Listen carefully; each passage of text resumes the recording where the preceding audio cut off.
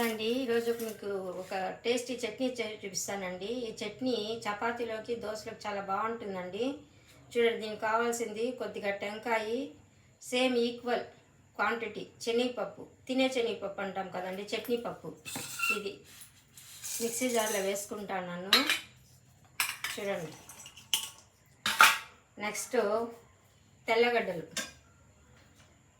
అండి, ఒక 10 పాయలండి తెల్లగడ్డలు. నెక్స్ట్ కావాల్సినంత కారం అండి, మీకు సరిపోయేంత కారం వేసుకోండి. నేను పచ్చిమిరకాయలు, ఎండుమిరకాయలు 2 కలిపి వేస్తానండి. నెక్స్ట్ జీలకర్ర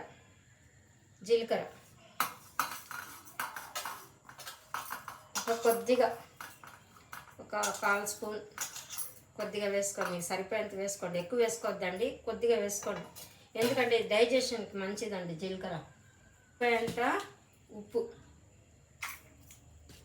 అంతే అండి. దీనికి కావాల్సిన వస్తువులు అన్నీ మిక్సీ జార్లో వేసినాను.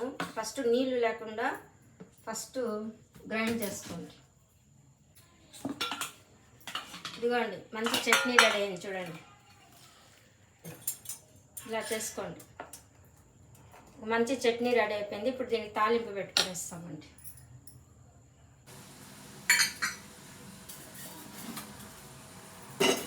ఇదిగోండి, ఆయిల్ 1 స్పూన్ వేసుకుంటాము, చాలా కొద్దిగా అండి ఆయిల్. పచ్చెనగపప్పు, కొద్దిగా ఉద్దిపప్పు, ఆవాలు తీసుకున్న, ఒకే ఒక మిరపకాయ అండి, కొద్దిగా కరివేపాకు.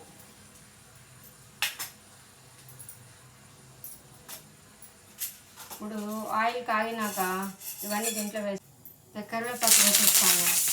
ఆపేయండి, అండి. తాలింపు రెడీ అయిపోయింది అంతే. దీంట్లో వేస్తాను.